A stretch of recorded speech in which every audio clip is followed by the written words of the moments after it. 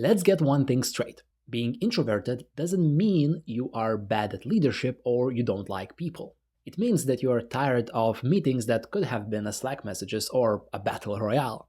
During my more than 10 years of experience leading technology teams, I saw a number of leaders who are both extroverted and introverted. People usually assume that the loudest speaking person is the leader, but in technology, usually the opposite is true. The quietest one is fixing what everyone else missed. So today we are calling out the BS and showing you exactly how introverted leaders can make the best leaders in tech and high-performing teams. Now, working with my clients in one-on-one mentorship situation or in group trainings, I see similar pattern.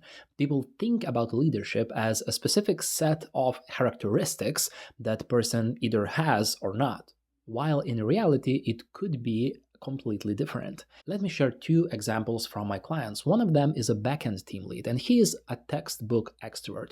He's always the loudest one in the room. He cracks jokes. He's great at small talk. He's great at communicating. He is the person that you rely the most when the problem comes.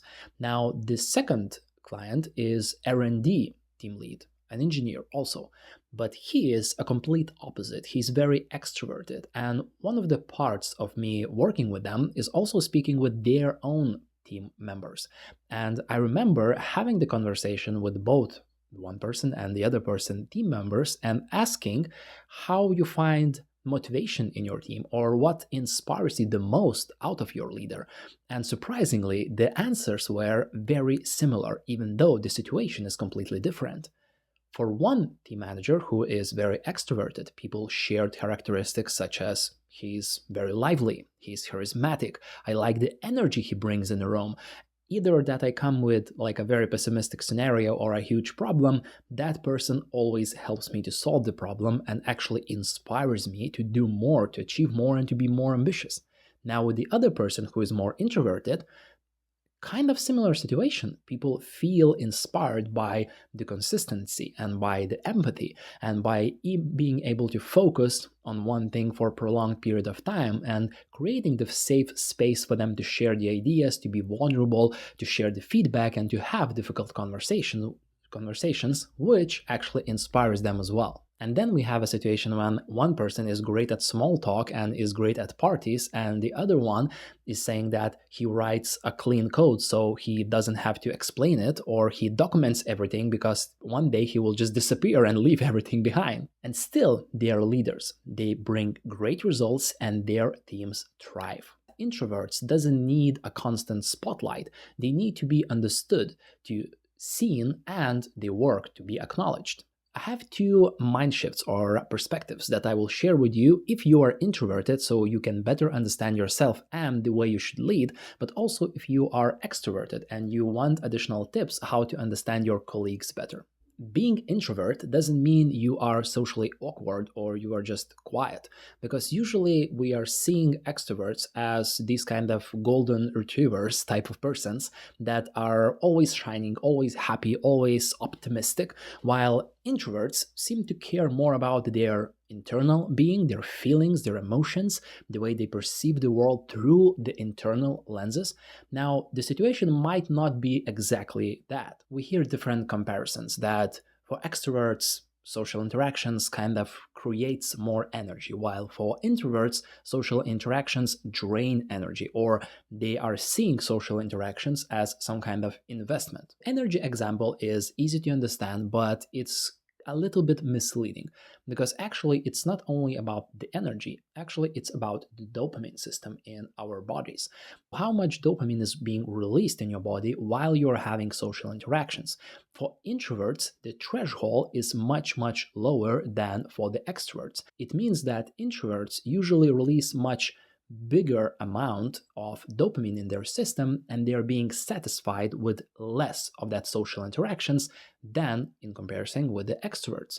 So for example, maybe up until 10 a.m. you already had a couple of social interactions, and for you as an introvert is more than enough up until lunch, or maybe even for the whole day, while for extroverts that kind of first few interactions in the morning is just warming up. They need more because the dopamine is released a bit slower. It is much easier to understand how extroverts and introverts actually perform in social interactions when we are speaking about the dopamine level and the benchmark that we need to reach or don't reach if we want to be satisfied. Now, usually people like me, who are consultants, coaches, trainers, mentors, are being seen as very extroverted people. Now, a lot of my work is not only working one on one with leaders, but also working in a group setting. By the way, if you want more personalized help with your team leadership, you can find more information about how to work with me in the link below. So, for you to understand the situation better, it is working with groups of people up to 15 usually, or up to 20 team leads at a time, spending the whole day or the whole couple of days diving deeper into team leadership topics such as delegation and feedback and communication and team temperature and team psychology and all of these kind of jazz. Now, it could seem that for me, being an introvert would be impossible to actually perform at the highest level because I am working directly with a huge group of people. But actually, how I engineer the space, how I design the seats and my interactions really matters because I'm doing that very consciously. Instead of sitting in this kind of lecture vibe environment, I remove tables. I put all the participants in this kind of U shape, as you can see in your screen right now. So I can have this not a lecture for the group of people, but I can have this kind of one-on-one conversation with the group. I know that sounds weird, but usually I build the training, I build the transformation for the participants one conversation at a time. And even though if I'm explaining something, I'm explaining is it like for the one person who is listening and trying to be as personalized as I can be. So it is not about being extrovert or being introvert. It is about understanding that we all have kind of different energy needs and how we can be smart about it and how we can create our workflow also around it. Of course, a large part of my job is to act as an extrovert, to strike up the conversation, to create the environment for ideas to be born. But I would consider myself an introvert who learned how to act as an extrovert. These situations are not only limited to a work life. For example, my wife knows that I am an introvert and I don't hate people, I just don't like to be around them too much. And for example, if I'm getting a phone call from a known number, I put that number into Google before I call back. I hate networking events, or I should say emotional battery draining speed dating with LinkedIn profiles. I hate open offices when at the same time you can hear like 5 different conversations, keyboard smashing, and also someone is reheating the fish. However, I learned the right skills, the knowledge, and I gained the information for me to influence, to communicate, to build our relationships besides being an introvert. And sometimes I would say because I am being an introvert. And I see that it is the same for many leaders who would consider themselves introverts. It is not about being the loudest person in the room. It is about understanding your own unique disposition, your own point B, and then acting around it and being smart about it. So my number one advice would be to understand your unique position, your unique personal point A, your unique characteristics, and work with them smartly. So if meetings drain your energy, perhaps you can bundle them up and have all of the meetings in the very beginning of the day and then leave the rest of the day to focus tasks. Or you can have some parts of your week which are focused on clients meetings with team meetings, and the other days could be like full focus days. I know that sometimes for some of the teams it is almost impossible to plan your energy around it. For example, if you're working in support, being a fire extinguisher is just part of your job. But for others, it could be possible. I actually did a thing with one of my development teams where we planned our meetings after lunch because we were working with UK market, and they are like 2 hours above. So for us, it was easy to focus the beginning of the day to make tasks happen, to have this attention to the maximum dialed in to complete our work. And then after the lunch, we can focus on the discussions, we can communicate with the client, we can do our presentations, we can kind of sync throughout our team. And that actually creates those kind of blocks of energy, which is easy to understand and, especially important, easy to maintain. Sometimes for some of you, it would be easier to focus not on the day scale, but on the week scale.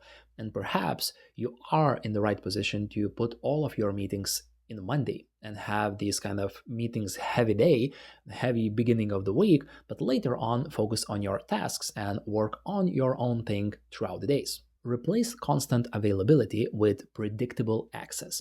Instead of being on and available all day, focus and put in calendar specific time slots when you are available for the meetings, when you are focusing on your own tasks, and when you are doing whatever else. So your team members and other stakeholders will be able to see when they can approach you, and also you would be in the right position to respond, to be at your best when those meetings are happening. Because I don't know how about you, but for me, the right person at the wrong time, even with the right intentions, could create a detrimental result for the all day productivity. That if we have the right person, the right topic, and the right time, then we can have a perfect win situation. And simple processes so your team could rely not on your output but on the process. And remember, systems scale energy better than charisma. Carefully planning your social interactions would help you to feel the best and also perform the best. Of course, being a team leader, sometimes you need to strike that small talk. You need to smile and shake hands with the investors, with the stakeholders, with the clients for selling new product, onboarding new team member, fixing issues, or connecting with someone who is higher at the food chain than you. Leadership is about mobilizing people, and that social interaction is required. But the real question is, what kind of social interaction and how you can use your own skills in your advantage. Introverts' zone of genius lies in one-on-one conversations. Deep listening and connection makes introverted team leaders great at their jobs and sometimes even at leading large amounts of people. But now we are speaking about team leadership, and we are thinking about how you can embrace and strengthen your talents, not only to meet the goals, but also to feel the best in the process. Because the psychological safety is the number one trait in an effective team. And introverts usually are great at creating that psychological safety, especially in one-on-one setting. Because if you are speaking about the group setting, creating psychological safety takes much longer than if you're having this individual conversation. And then you can see that the best teams are not being dominated by extroverts. They're actually being built from the ground up by introverts, one conversation at a time. So one-on-one meetings is the secret weapon of introverted leaders. If you understand that creating that relationship with each of the team member leads you to success, you would be much more conscious about it. Set up meetings with your team members either once per week or bi-weekly, where you're going through a specific structure, which designed not only to go through the status updates, but also understand how your team member feels so you can engineer the psychological safety in the process. Now, the structure is simple if you are doing it right. A lot of advice goes around and saying that, okay, you need to have that one-on-one meeting and kind of put everything together. You need to speak about the team updates and the client updates and the market situation and how do you feel and if you have any feedback, and all of these kind of stuff just creates such a huge mental workload that is just hard to participate and to digest. Don't even start about understanding and acting productively about it. So my recommendation is to actually have two separate meetings. One of the meeting could be micro meeting when you are speaking about tactics, about daily updates, about sprint goals, about your client, about understanding better and solving that code issue you spoke about last week. So these micro meetings, it's a very tactical focus. I would recommend having those at least once per week, maybe once per 2 weeks, but not less often. Now, the second phase or the second style of one-on-one meeting is micro meeting.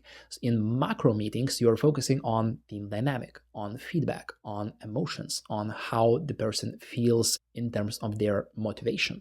So having these kind of two different types of meetings helps you to set the expectations right, be understood, and also prepare better for the best outcome. If the person is focusing on the tactical items, our brain focus on that 1 day or 1 week or one sprint horizon. When we are focusing on macro, perhaps the person thinks about 1 month or 1 year or even beyond. So having this kind of two separate meetings could help you to lead the meetings in much better way. Now, if we are speaking about micro meetings, it could be once per month, it could be once per couple of weeks, it could be even for like half an hour, doesn't matter.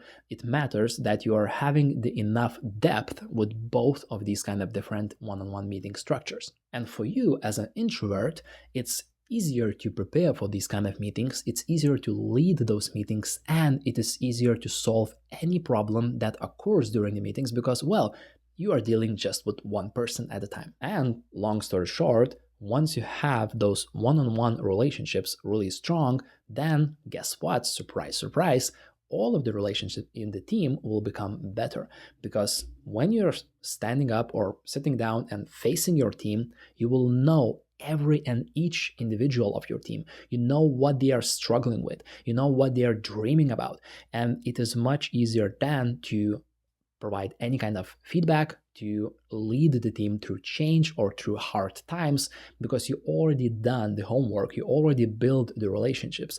And if there is enough trust in the team, if there is enough psychological safety in the team, and you personally know each of the team member best, then there's nothing that team couldn't handle. Any characteristic attributes are contextual. In one particular context, your introvert abilities would be your strengths. In other contexts, it could be your weakness. So understand not only about your own characteristics and your own traits and skills, but also be very conscious about the context that you are currently in. Your traits becomes either assets or liabilities depending on the environment. The best leaders knows themselves really well and place themselves in the right context where their natural talents could shine. Introverted leaders are not less capable, they are differently capable. Understand your unique strengths and understand your unique energy management schedule so you can plan your day and your week around it is one thing, but also remember that one-on-one meetings are actually your strength. Plan regularly, speak about both micro tactical things and also macro emotional feedback communication things so you can actually cover all the bases while your team develops. And growing as a new team lead doesn't have to be stressful, too demanding, or leading to the burnout. If you want to understand yourself better and know exactly what is the next best step in your team or tech leadership journey, I hope this video helps. If you want more custom insight on your unique situation, you should try my leadership strategy session. More information in the description. See you soon.